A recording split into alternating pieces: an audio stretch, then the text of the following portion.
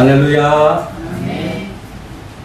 우리는 죄악된 세상 속에서 한 치 앞을 내다볼 수 없는 칠흑 같은 세상에 살고 있지만 주님께서 우리를 사랑하셔서 가까운 훗날에 우리 모두를 이 세상 그 어떠한 기쁨과 비교할 수 없는 하나님의 나라 천국에서 거룩한 길을 다니며 영생 복락에 이르는 우리 모두가 될 줄로 믿습니다. 그 길로 인도해 주시는 하나님을 향하여 오늘 할렐루야 찬양대에서 귀한 찬양을 올렸습니다. 우리 주님께서 영광 중에 받아주신 줄로 믿습니다. 찬양의 가사처럼 천국을 소망하며 이 세상에 어떠한 어려움이 있고 역경이 있더라도 그날을 꿈꾸며 소망하면서 믿음의 길을 달려가는 우리 모두가 되기를 주의 이름으로 축원합니다. 네, 오늘 우리 할렐루야 찬양대에 우리 김현정 자매가 우리 오늘 처음 나오셨는데 아주 그냥 이 찬양에 대한 우리 은사가 있어요. 그래서 같이 찬양을 부르고 싶다고 해서 우리 교회 찬양 교회는 아니지만 또 하나님의 감동으로 이렇게 부르시고 하고 이 찬양으로 그렇게 즐거워하는 모습을 볼 때에 그냥 같이 부르라고 했는데 참 은혜가 된 것 같아요. 하나님께서 크게 영광 받아주신 줄로 믿습니다. 우리 현정자매 앞으로 하나님의 손에 붙잡혀서 더 크게 영광 돌리는 복된 삶이 되기를 주의 이름으로 축원합니다. 우리 현정자매 위해서 감사 박수 한번 해주십니다.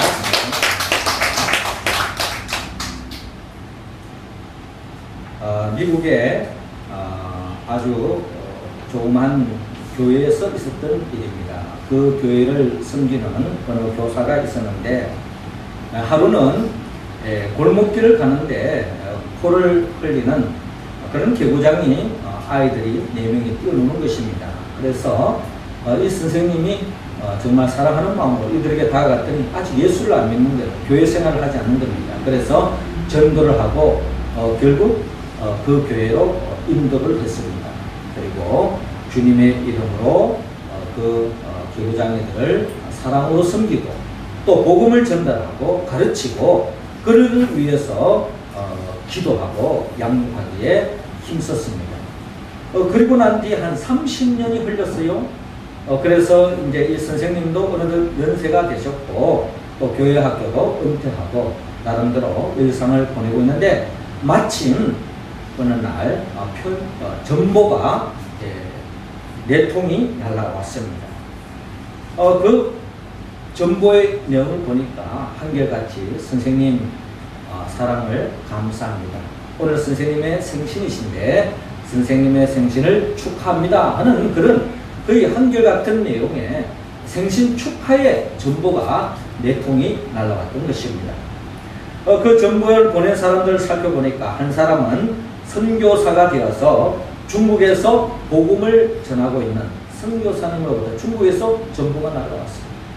그리고 또 하나는 미국 연방은행 총재가 되어서 또한 그 바쁜 일정 속에 선생님의 생신을 잊지 않고 또 편지를 전보를 보냈습니다.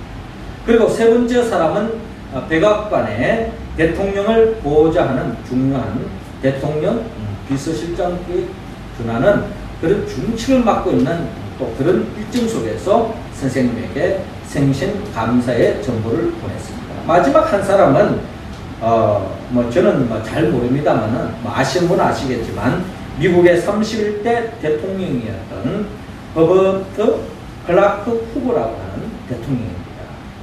이분이 1874년 그리고 1964년 제가 태어나고 그 이후로 당분간 대통령을 한 것 같아요. 저는 어릴 때나 잘 모르는데 이분이 그 대통령직 하는 가운데서도 사랑하는 선생님의 그 은혜를 잊지 않고 생신 감사는 축하 전보를 보냈던 것입니다. 사랑하는 성도 여러분, 이 얼마나 감격스럽고 자랑스러운 이야기입니다. 소중한 모습으로 훌륭한 모습으로 자라준 어린 아이들이 이렇게 우리에게 큰 감동을 주고 있습니다. 그러나 더 큰 감동은 주 안에서 사랑으로 복음으로 전하여 준 주일학교 교사 선생님의 이 모습, 더 소중하고 위대한 모습으로 보입니다. 하나님 나라에서 일꾼으로 부름받은 교사가 맡은 일에 최선을 다한 결실이요 열매라고 할 수 있습니다. 오늘 성경 본문의 말씀은 하나님의 나라를 바라보는 사람들, 또 하나님의 나라를 위하여 사는 사람들, 즉 하나님의 나라의 백성, 하나님 나라의 일꾼으로 저와 여러분들이 부름을 받았는데, 하나님의 나라의 일꾼으로서 우리는 어떤 자세로 이 세상을 살아야 하는가 하는 것을 주님은 우리에게 가르쳐주고 있습니다. 우리가 이 말씀대로 살아갈 때에 우리는 하나님의 나라의 일꾼으로 살아갈 수 있을 뿐만 아니라 하나님의 나라의 그 기쁨을 이 땅에서도 우리가 맛보며 또 전파하며 나누며 살아갈 수 있다는 겁니다. 그렇다면 오늘 성경을 통하여 하나님은 하나님의 일꾼으로 부름을 받은 저와 여러분들이 어떤 자세로 살아가야 하는가 하는 것을 오늘 먼저 본문 31절을 통하여 보이는 것으로 살지 말아라 라고 우리에게 말씀하고 있어요. 31절 말씀 우리 같이 한번 읽겠습니다. 시작. 또 비유를 들어 이르시되 천국은 마치 사람이 자기 밭에 갖다 심은 겨자씨 하나를 같으니. 아멘. 예수님은 하나님의 나라를 자라나는 겨자씨로 말씀하고 있습니다. 여러분, 겨자씨는 참으로 작고 보잘것없습니다. 이 이미지상으로는 좀 콩같이 보이는데, 사실 우리가 잘 아는 이 겨자 씨앗은 우리가 잘 아는 그 채송화 씨앗 있잖아요. 조금만 이렇게 재채기만 하면 그냥 휙 날아가 버리는 그런 채송화 씨앗과 거의 비슷한 아주 극히 작은 씨앗이 바로 이 겨자 씨라는 것입니다. 그런데 이 겨자 씨가 참으로 작고 보잘것없지만 그 안에 생명이 깃들어 있습니다. 생명이 있는 이 겨자씨가 땅에 떨어져 죽어질 때에 거기에 싹이 나고 줄기가 뻗어져서 결국에는 많은 산새들이 깃들 정도로 아주 우람한 나무가 되어지는 것이 이 겨자씨의 생명의 특징이라는 것입니다. 사람들의 눈에는 참으로 하찮고 작아 보이지만 하나님께서 그 생명 속에 역사하셔서 큰 나무로 자라나게 한다는 것입니다. 오늘 그 형태는 너무나도 연약하고 너무나도 보잘것없지만 머지않아 큰 나무가 되어서 풍성한 생명력이 깃들어서 또한 많은 산새들이 깃들고 그 나무 아래에서 때로는 짐승들이 때로는 사람이 무더운 요해 속에서 더위를 식힐 수 있는 신선한 그늘을 우리에게 안겨주기도 한다. 여러분, 이와 같이 우람한 그 나무를 바라보고 어떻게 해서 그 겨자씨 그 하나의 씨앗에서 이와 같은 큰 열매가 될 수 있을까? 아마 상상하기에는 어려울 것입니다. 그러나 그 작은 겨자씨 하나에 이와 같은 엄청난 역사가 비밀이 담겨져 있다는 것을 주님은 우리에게 말씀하고 있습니다. 페르시아의 유명한 장군이고 대왕이었던 다리우스 황제가 있었어요. 이 왕이 거의 페르시아 지역을 완전히 정복하고 대왕으로 황제로 등극하면서 이제 더 큰 야망을 펼치기 위해서 이 구라파 지역을 이렇게 점령해 가기 위해서 전쟁을 일으킵니다. 처음 대면한 왕이 바로 우리 모두가 잘 아는 알렉산더 대왕이었습니다. 이 알렉산더 대왕 입장에서도 마찬가지입니다. 이 전쟁에서 패배하면은 그 당시는 대왕이 아니겠죠. 그냥 한 작은 나라의 왕이었는데 이 페르시아 왕 이 다리우스 황제와 이 전쟁에서 그냥 패배해버리면 역사 속에서 그냥 흔들없이 사라지는 겁니다. 그러나 이 전쟁에서 승리할 때는 결국 세계를 제패할 수 있는 대왕으로 등극할 수 있는 제도의 기회인 거죠. 자, 그러한 속에서 이 다리우스 황제와 이 알렉산더 대왕이 서로 전쟁터에서 대면을 하게 되었습니다. 그래서 이 페르시아의 이 황제 이 다리우스가 이 알렉산더 대왕에게 신하에게 서신을 보냈습니다. 그 서신은 글로 적은 서신이 아니라 그냥 이 푸대에다가 참깨 있잖아요. 이 참깨를 가득 담아가지고 이 참깨 부대 자루를 신하에게 시켜서 결국 알렉산더 대왕에게 전해줍니다. 그 참깨가 가득 담겨있는 이 부대의 의미는 다름이 아니라, 여러분 우리가 참깨가 어떻게 사용합니까? 물론 볶아 먹기도 하지만은 이 참깨를 그냥 이렇게 짓누르면은 그게 참기름이 나오지 않습니까? 이와 마찬가지로 이 알렉산더 대왕이 이끄는 이 군대들을 우리가 짓밟아 버리겠다. 그래서 결국 너희들을 삼켜 먹겠다. 너희들과의 싸움에서 정복하겠다. 뭐 이런 의지를 보여주는 겁니다. 한마디로 기사를 하는 거죠. 이때에 알렉산더 대왕이 여기에 대해서 나름대로 활약하기를 뭐 큰 부대에다가 참깨를 뭐 한 거 담아서 보내주는 게 아니라 조그만 봉투에다가 겨자씨 하나를 집어넣어서 이 페르시아 황제에게 다리우스 황제에게 보냅니다. 이 겨자씨 하나에 뜻이 담겨져 있는데 너희들을 보기에는 우리가 숫자가 작고 연약하고 작고 군대 숫자도 너희들에 비해서는 정말 별볼은 없을지 모르지만 우리는 일당백이다, 일당천이다, 일당만이다. 결국 우리는 용감하다, 우리는 용맹하다. 너희들이 공격해오면 우리는 한순간에 일어나서 너희들을 무찌를 자신이 있다 하는 그런 의미로 겨자씨 하나를 봉투에 담아서 보내주었다는 그런 이야기가 있습니다. 여러분, 이 전쟁이 어떻게 된 줄 아십니까? 막강한 페르시아를 정복했고 페르시아를 장악했던 이 다리우스 황제를 이 알렉산더 대왕이 완전히 그냥 초토화시켰어요. 정복한 거예요. 이때부터 이 알렉산더 대왕이 전 세계를 장악하는 그런 길이 열렸다 하는 그런 역사적인 사실이 있습니다. 여러분, 겉으로 눈에 보이는 것으로 우리는 다 판단할 수 없습니다. 하나님의 일꾼으로서 여러분 갈렙과 여호수아, 여러분이 잘 알고 있지 않습니까? 갈렙과 여호수아가 포함되어져 있는 12명의 정탐꾼이 하나님이 약속하신 가나안 땅을 정탐하지 않았습니다. 정탐의 결과가 뭡니까? 절대 다수가 하는 이야기가 가나안 땅에 들어갔더니 하나님이 말씀하신 대로 너무나도 땅이 좋다. 적과 꿀이 흐르는 땅이다. 그러면 뭐 하느냐? 그 땅을 차지하고 있는 거민들은 우리가 보기에는 장포와 거인과 같다. 우리는 그들 앞에서 메뚜기 같은 존재다. 보잘것없는 우리 존재가 아무리 바라더라도 그 가나안 땅은 그림의 뜻과 같지 않느냐. 우리는 그 땅을 정복할 수 없다. 라고 자포자기에 빠져 있습니다. 그러나 갈렙과 여호수아 12명의 정탐꾼이 본 중에서 절대다수의 소수에 불과했지만 그들의 생각은 완전히 달랐습니다. 비록 우리는 그들에 비해서 연약하다 아닌 게 아니라 우리는 그들 앞에 메뚜기일지도 모른다. 그러나 하나님이 우리에게 약속하셨고 만왕의 하나님이 우리와 함께 하시고 우리에게 힘을 주시고 우리에게 능력을 부여주시면 그 땅은 우리가 정복할 수 있다. 이 전쟁터에서 우리가 승리할 수 있다. 하나님이 함께 하시면 그들은 우리의 밥이다 라고 생각하고 갈렙과 여호수아가 앞장서서 이 전쟁터에 나아갔을 때에 우리가 잘 아는 것처럼 여리고성을 정복하고 적과 꿀이 흐르는 땅을 완전히 장악하는, 정복하는, 하나님의 복을 챙기는 그 같은 역사의 주인공이 될 수 있다는 것입니다. 눈에 보이는 것으로 판단했다면 아마 모든 것이 끝장났을 거예요.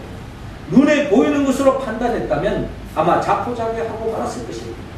그러나 눈에 보이는 것으로 모든 것을 판단하지 않았다는 것입니다. 세상 많은 사람들은 눈에 보이는 것, 가시적인 것들에 의해서 판단하고 그것에 의해서 모든 것들이 좌지우지하는 경우가 얼마나 많은지. 세상적인 학벌이 얼마나 되느냐, 공부를 얼마나 잘하느냐, 그 사람 얼마나 돈을 잘 벌이느냐, 얼마나 사업이 잘 되느냐, 얼마나 많은 재산을 모았느냐, 그것으로 모든 것을 우리가 판단할 때가 얼마나 많습니까? 그게 중요한 게 아니라는 겁니다. 우리가 잘 아는 것처럼 믿음의 일꾼, 하나님의 나라의 일꾼으로서 다윗도 보세요. 그가 처음으로 대적했던 것이 골리앗 아닙니까? 골리앗 앞에 다윗은 정말 한 꼬마에 불과한 것입니다. 다윗이 출전하게 된 것은 뭐 정신 나가서 무더운 날씨에 뭐 더위 무가 한 게 아니에요. 사실 그 당시만 하더라도 이스라엘의 나름대로 이름 내놓을 만한 장군들은 다 나름대로 용맹하고 뛰어났지만 골리앗 앞에서는 사시나무 떨듯이 뜰 수밖에 없는 것이 바로 그 당시에 전문이었습니다. 골리앗 앞에 기죽어 있는 그는, 전쟁터에서 한 걸음도 나가지 못했던 그는, 그러나 다윗은 하나님이 우리와 함께 하시고 만왕의 하나님이 나를 도와주시니 천하의 장수 골리앗이라 할지라도 하나님이 나를 도와주시고 내게 능치 못한 일이 있다. 모든 사람들이 그 현장에서 바라보았다면 야, 이제 다윗 죽었구나, 이제 죽었구나, 아마 그렇게 생각했을 거예요. 그러나 다윗 그 마음속에는 하나님이 함께 하신다. 만왕의 왕이 나와 함께 하신다. 하나님을 모독하는 그 골리앗 장수 아무리 힘세고 능력이 있다 할지라도 하나님 이름으로 나갈 때 하나님이 내게 승리를 알려주실 것이다 하는 그 믿음으로 나아갔을 때 여러분 결과가 어떻게 됐습니까? 결국 다윗이 승리하지 않았습니까? 사랑하는 성도 여러분, 우리의 삶의 여정도 마찬가지입니다. 눈에 보이는 것으로 모든 것을 판단했을 때는 우리는 결국 실수를 범할 수가 있습니다. 결국 참된 복을 누릴 수 없습니다. 주님은 우리 교회가, 때로는 우리의 삶이, 우리 자신이 정말 이 세상 앞에 섰을 때 너무나 초라해보고 작게 여겨질 수도 있습니다. 그러나 참 예수 그리스도가 우리 가운데 임했을 때 우리에게는 넘치 못하는 일이 없는 줄로 여러분 믿으시기 바랍니다. 네. 그 믿음으로 이 세상을 정복하고 어떠한 대적과의 싸움에도 승리하며 결국 하나님의 나라의 일꾼으로 살아가는 우리 모두가 되기를 주여로 축원합니다. 네. 이어서 두 번째로 하나님의 나라의 일꾼으로서 우리가 어떤 자세로 살아가야 하느냐. 오늘 보면 44절을 중심으로 참된 가치관을 품고 살아라고 말씀하고 있습니다. 44절 말씀 우리 할렐루야 찬양대원들 읽어주시기 바랍니다. 시작. 천국은 마치 밭에 감춘 보화와 같으니 사람이 이를 발견한 후 숨겨두고 기뻐하며 돌아가서 자기의 소유를 다 팔아 그 가치를 사느니라. 아멘. 그렇습니다. 예수님께서 하나님의 나라를 진주를 사기 위해서 자기 소유를 다 파는 사람으로 비유하고 있습니다. 진주가 얼마나 자기 이 진주 장사는 이 진주의 전문가예요. 우리가 보기에는 다 뭐 이 진주 저 진주 뭐 진주가 진주 아닌가 뭐 이렇게 생각하는데 제가 예전에 진주에 대해서 좀 이렇게 알아봤더니 진주도요, 양식 진주, 또 자연에서 나온 진주, 또 어느 지역에 따라서 가격이 완전히 천차만 거예요. 그 진주 장사하는 입장에 봤을 때는 정말 무엇이 정말 가치 있는 진주인지 우리가 겉으로 보기에는 다 진주가 진주 같은데 그 가치가 완전히 달라집니다. 그런데 아마 이 진주하는 장사는 정말 영롱한 좋은 진주를 발견한 것 같습니다. 그래서 이 사람이 자기 소유를 다 팔아서 이 진주를 샀어요. 왜 그랬을까요? 이 자기 소유보다 소유를 다 팔아서 이 진주를 샀을 때 이 장사하는 사람이기 때문에 이 진주를 정말 알아보는 사람들이 팔았을 때는 자기 소유를 다 파는 그 금액과는 비교할 수 없는 엄청난 수익이 올 것이라고 하는 나름대로 계산이 있기 때문에 자기 소유를 다 팔아서 그 진주를 사지 않겠습니까? 그래서 그 진주를 사서 정말 임자에게 판다면 엄청난 수익을 얻을 수 있는 거예요.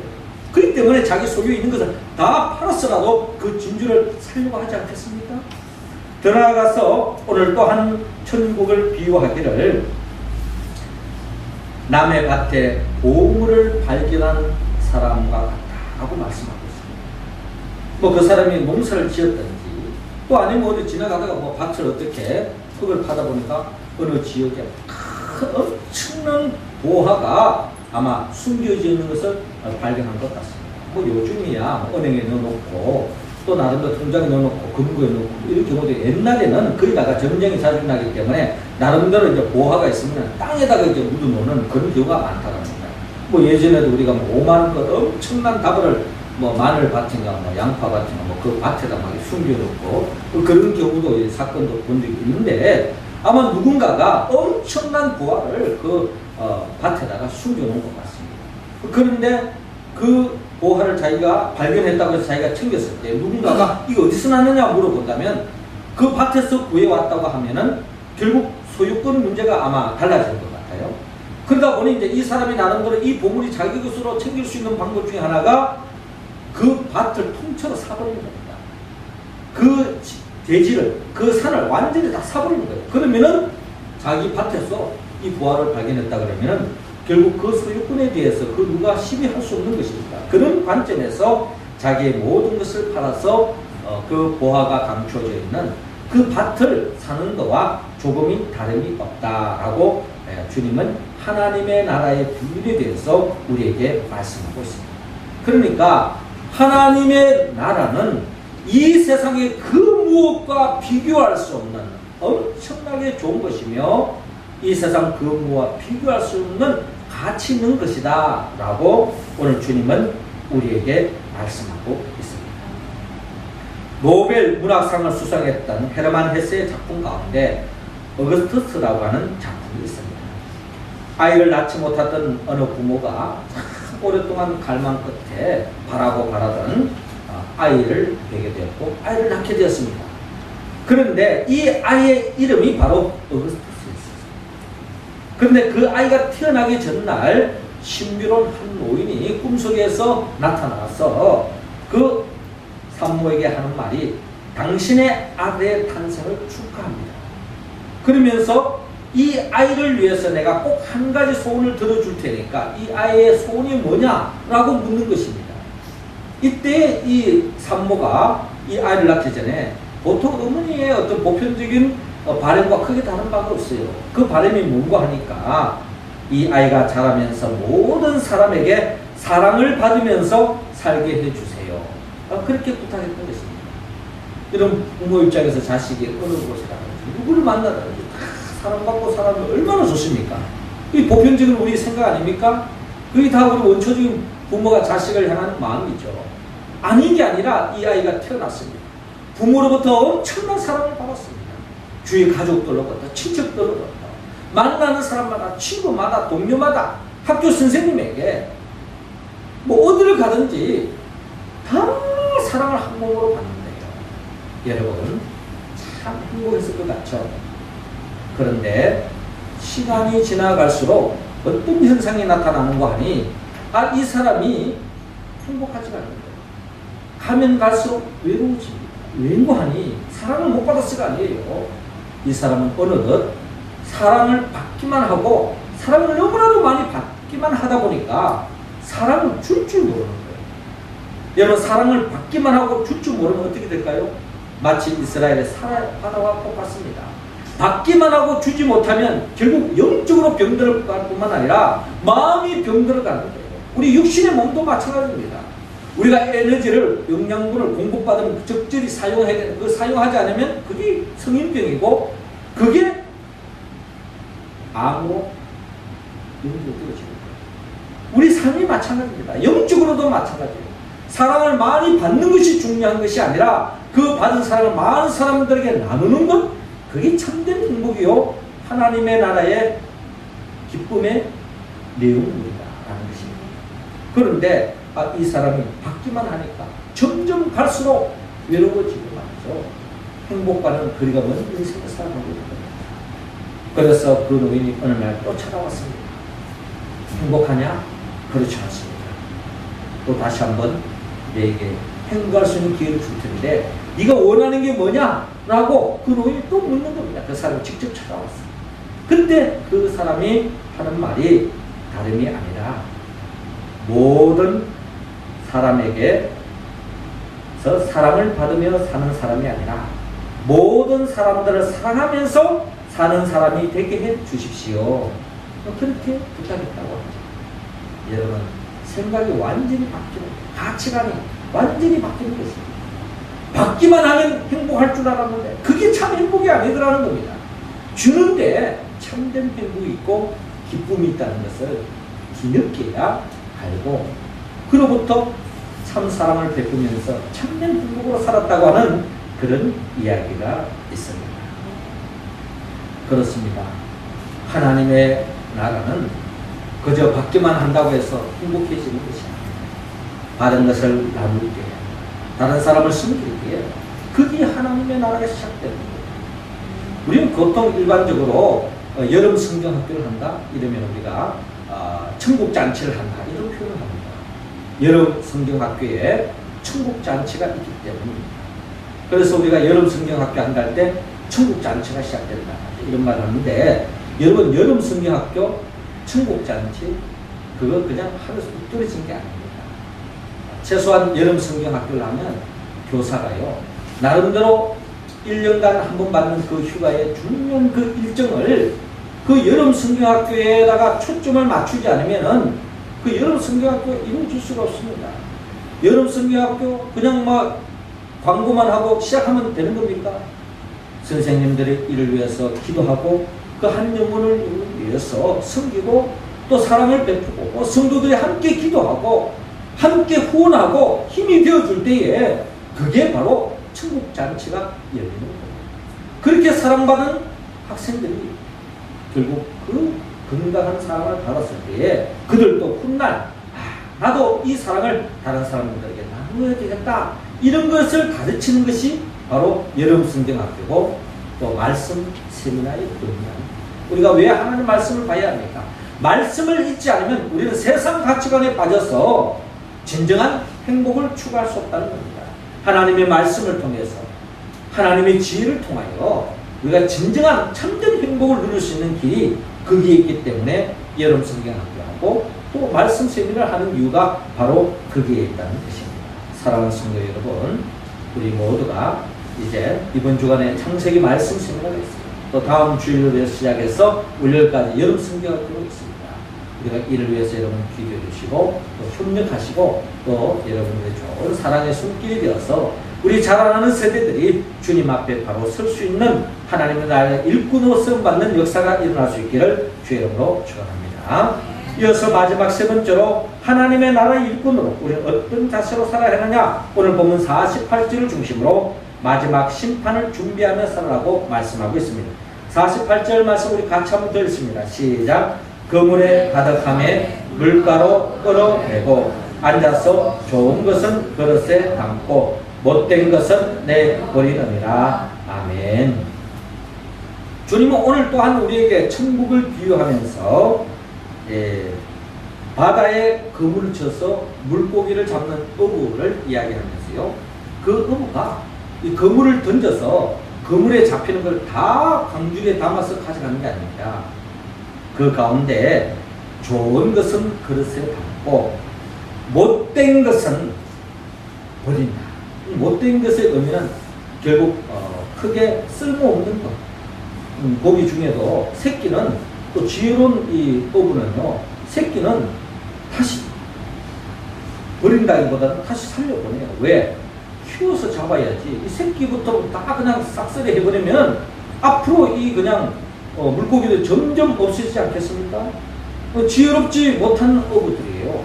그래서 이 새끼 지혜들은 다 그냥 다시 살려줍니다. 한마디로 쓸모없는 거는 그냥 보낸다는 거예요. 그럼에도 불구하고 오늘 성경 본문에서는 좀 극단적으로 못된 것은 버린다. 그리고 좋은 것은 담는다. 주님의 마지막 때도 우리 모두가 심판대가 있습니다. 이 심판대에 서면은 결국 이 땅에 있는 모든 사람들이 하나님의 심판대 앞에 섰을 때에 모두가 천국에 가느냐? 그렇지 않습니다. 하나님 보시기에 못된 것들, 하나님 보시기에 쓸모없는 것들은 다 버리고 결국에는 쓸모있는 것, 좋은 것만 하나님이 챙겨서서 결국 천국으로 인도한다라고 오늘 성경은 우리에게 말씀하고 있습니다. 어떤 사람이 정말 쓸모있고 좋은 것일까?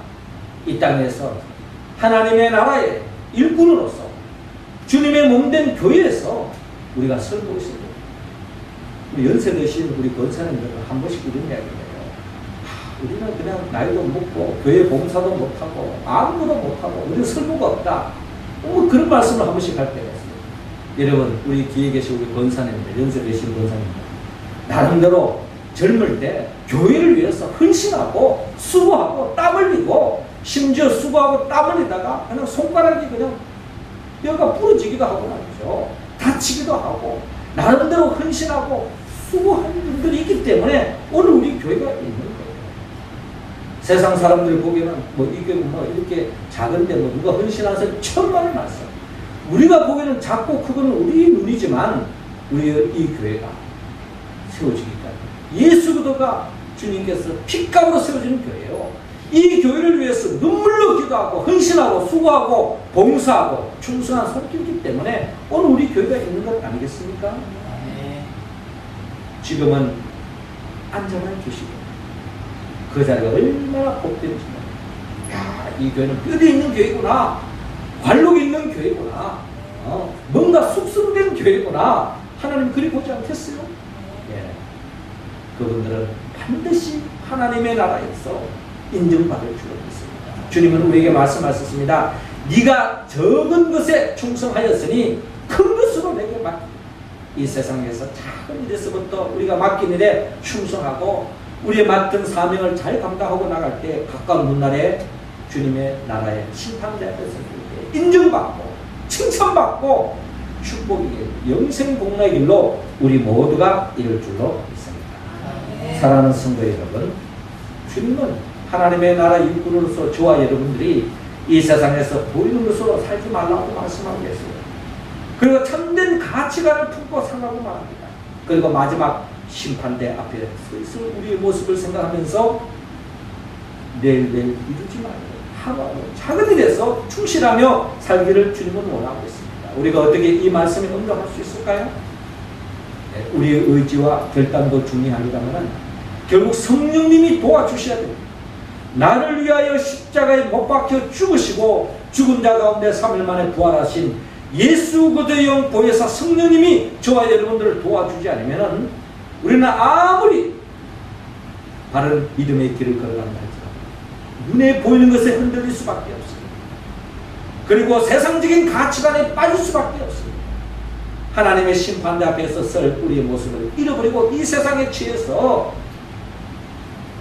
죄와 세상과 육성과 짜가다가 거룩한 길로 다니는 그 길로 가지 못하고 영원한 영물로 떨어질 수밖에 없는 참으로 연약하게 부족한 것이 우리의 모습이라는 겁니다. 그러므로 저와 여러분들은 나를 위하여 십자가에 못 박아 죽으시고 부활하신 예수 그리스도의 영 보혜사 성령의 도움으로 오늘의 이 말씀에 응답하여 하나님께 영광을 이 땅에서 하나님의 나라의 일꾼으로 매일매일 감사하며 기뻐하며 행복한 삶을 살아가는 우리 모두가 되기를 주의 이름으로 축원합니다. 기도드리겠습니다. 우리 주 예수 그리스도의 아버지 하나님, 이 시간 우리 모두 한 사람 한 사람에게 성령의 기름을 부어 주옵소서. 성령 충만함을 더하여 주옵소서. 그리하여 이 세상을 살아갈 때에 정말 하나님 보시기에 부끄럽지 않는 믿음의 길을 걸어가게 하여 주시고 눈에 보이는 것에 의지하지 않게 하여 주시고 참된 가치관을 쫓아 하나님 심판대 앞에 섰을 때 작은 일에 충성하였으니 내가 큰 것을 맡기겠다 하는 그 칭찬과 그 영광스러운 복을 받는 우리 모두가 되게 하여 주옵소서. 예수님의 이름으로 기도드립니다. 아멘.